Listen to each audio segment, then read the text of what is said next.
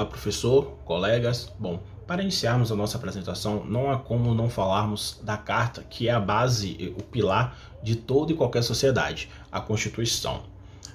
Com o fim do período colonial em 1822, o Brasil precisava de um texto constitucional. Foi então que um projeto redigido pelo Conselho do Estado, que era composto por juristas brasileiros, foi aprovado. Com a aprovação surgiu a nossa primeira Constituição, que foi outorgada em dezembro de 1823 e jurada em março de 1824 por Dom Pedro I, então imperador do Brasil. A Constituição, que logo no seu artigo 3º já afirmava ser um governo monárquico, hereditário, constitucional e representativo, nos apresenta o judiciário composto por juízes de direito e jurados, onde os juízes se carregavam de aplicar a lei e os jurados se pronunciavam sobre o fato.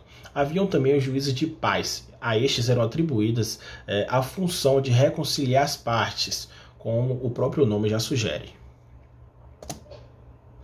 Como bem sabemos, é a Constituição que regula os poderes do Estado, e uma das características mais peculiares desta Carta Magna é, sem dúvida alguma, a existência de 4 poderes.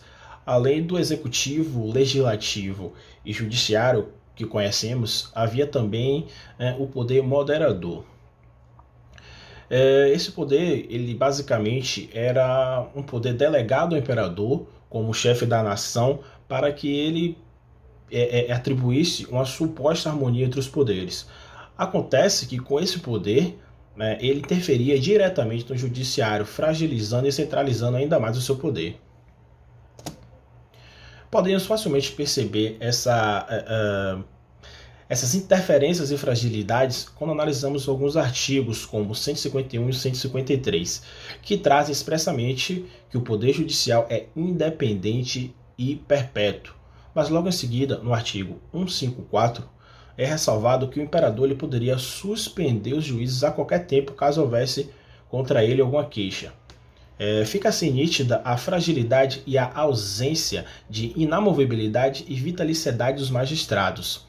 Nos artigos 156 e 157, era cobrada dos membros do judiciário responsabilidades que iam de abuso de poder, suborno e até mesmo peculato. Curiosamente, acontece que ao imperador, que nesse contexto absolutamente era a figura com mais poder, a ele não era atribuída nenhuma responsabilidade. Sobre o texto do artigo 99 da referida Constituição, a pessoa do imperador era inviolável e sagrada, não sendo a ele imputado nenhum tipo de responsabilidade. Deste modo, fica evidente a existência de uma estrutura judicial simples e fragilizada pela sobreposição do executivo, no caso, a figura do imperador, que transformava o poder judiciário em um poder onde não havia a mínima garantia de autonomia e a independência institucional. O Supremo Tribunal de Justiça. As relações deveriam ser constituídas nas províncias em que fossem necessárias, devendo julgar as causas referidas em primeira e segunda instâncias, estando sujeitas ao novo tribunal, agora o Supremo Tribunal de Justiça. O título 6º da Constituição, de 25 de março, dá tratamento ao Poder Judicial.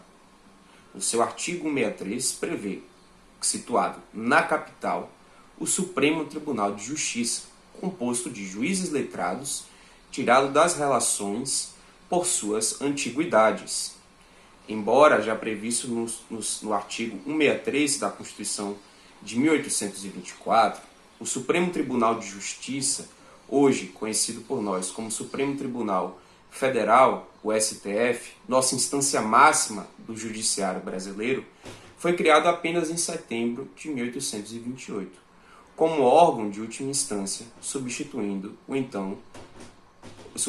o Tribunal da Mesa do Desembargo do Paço, Mesa da Consciência e Ordens e a Casa da Suplicação do Brasil. O projeto foi de autoria de Bernardo Pereira de Vasconcelos, aprovado pela Câmara e pelo Senado e sancionado pelo Imperador. O artigo 1º da lei repete os termos da Constituição acerca da composição do tribunal, que deveria ser de 17 juízes. Confere o tratamento de excelência aos magistrados e estipula o ordenado. Curiosamente, impede o exercício de qualquer atividade, salvo a membro do Legislativo.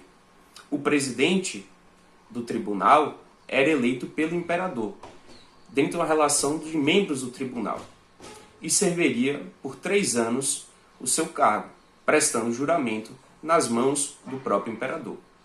O restante dos membros do tribunal prestavam, então, juramento ao presidente eleito dessa instância. Olá. As repercussões do judiciário do período colonial na estrutura judiciária republicana. Antes de adentrar nas repercussões, vale lembrar que o enfraquecimento do Império foi um dos motivos mais significativos para o surgimento da República. A passagem do período imperial para o período republicano teve, dentre os principais ensejos, o fortalecimento dos militares no país, o que levou a um conflito entre os militares e os governantes. Também uma das causas do enfraquecimento da monarquia foi a perda da influência que a Igreja impôs nos Estados modernos, a partir da separação de ambos, tendo também como causa a abolição da escravidão em 1888, sendo um amparo para o fim da base de exploração monárquica, a expansão cafeeira e a Revolução Industrial. A estrutura do judiciário imperial repercutiu de maneira muito negativa para os republicanos, visto que a principal crítica que faziam era a concentração da monarquia, seu caráter hereditário, o poder excessivo nas mãos do imperador, a vitaliciedade do Senado e o sistema político em geral, que excluía a maioria absoluta da população. E assim se aproveitaram de um império enfraquecido e das forças militares cada vez mais populares para fazer as mudanças institucionais impostas pela Constituição de 1824. Após a proclamação da República, em 15 de novembro de 1889, foram criadas a Justiça Federal e o Supremo Tribunal Federal. Com isso, extinguiu-se o poder moderador, que dava ao poder ao imperador para interferir no judiciário e nos demais poderes, e assim passaram apenas a existir os poderes executivo, judiciário e o legislativo. Da instauração da Constituição de 1891 e 1934, se estabeleceu a garantia à vitaliciedade e irredutibilidade, e também a garantia da inamovibilidade sem fazer distinções entre juízes ou tribunais federais e estaduais. Por sua vez, a Constituição de 1946 estabeleceu para os magistrados em geral a determinação de que a aposentadoria será compulsória aos 70 anos de idade ou por invalidez comprovada e facultativa após 30 anos de serviço público, contados na forma da lei de acordo com o artigo 95 daquele período. Nota-se então significativos avanços dentro da estrutura do judiciário durante o período republicano, dentre elas a instituição de um órgão máximo, que foi denominado Supremo Tribunal Federal, e a solidificação, de forma inquestionável, do procedimento de controle de constitucionalidade, onde o Poder Judiciário passou a ser titular do poder de reconhecimento da legitimidade das leis e atos do governo, no qual possam estar de alguma forma transgredindo os valores constitucionais.